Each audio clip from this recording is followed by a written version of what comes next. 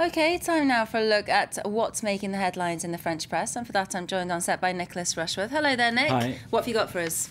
Aujourd'hui en France, which is also the city paper here in Paris called Le Parisien, is leading on générique la crise de confiance. So that's about generic drugs, the preponderance of them in France, and a crisis of trust, if you like. The French do not like them. Now, this is all to do with an exclusive survey the paper has showing that 3 out of 5 French people do not trust these generic drugs which they get in the chemists. Obviously, ordinarily you would like to have the brand-made original drug, wouldn't you? But the cost, of course, is a major factor. And the argument in the 2-page spread there in Le Parisien Aujourd'hui en France today is that, in fact, a lot of these drugs are coming from Asia, 80%. A lot of French people won't know that. And there are concerns about just how good they are. The cartoon seems to sum up the piece pretty well. It shows a bloke standing in front of his doctor. The doctor's saying to him, well, have you looked at the instructions on the box? And the guy is saying, yeah, I've looked at the instructions on the box, but they were in Chinese. And look, I'm covered with spots there. You can see that cartoon there, the little Mr. Joe Dupont saying, well, I just can't read Chinese. Oh, dear.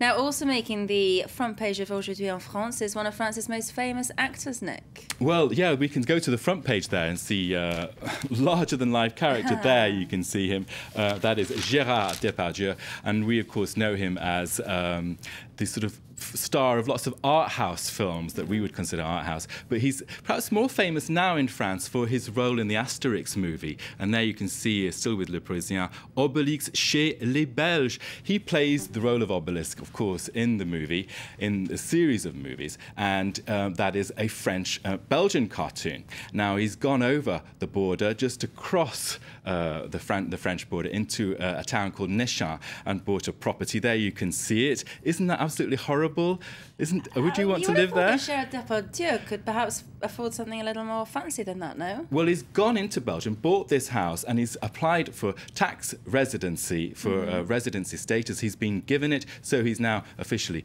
Belgian. This is a French national icon, of course. He's bought that horrible house, which has a swimming pool in it. That helps. But one of the interesting things is that it's actually a former customs house, so I don't know whether he was taking the piss, if I can say that, royally. And anyway, he's over there in Belgium. Obviously, there's a huge debate now about this whole tax ban that's going to be in place in France of 75% tax for millionaires, people earning over $1 million. And of course, that piece there, one of the pieces in Le Parisien saying that the last millionaire to leave France should turn out the lights. Ouch. Well, we've seen these influx of French going to London. Now Gérard might lead them into Belgium.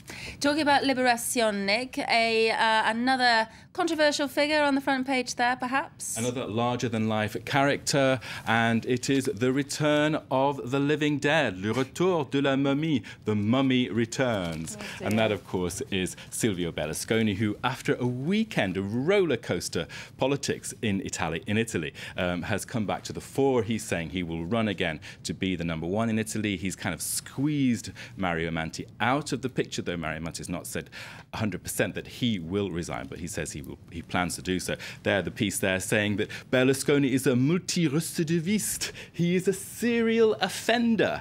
Of course, reference to his not political, but judicial woes, of course. Libé, being the left-wing paper here, does not like Berlusconi, but there is a sigh of relief for Libé this morning because it's saying, well, hey, we thought in France that we had the most stupid right-wing in the world, and lo and behold, Berlusconi comes to the centre stage to prove that we don't. It's Italy. Every cloud has a silver lining, Nick.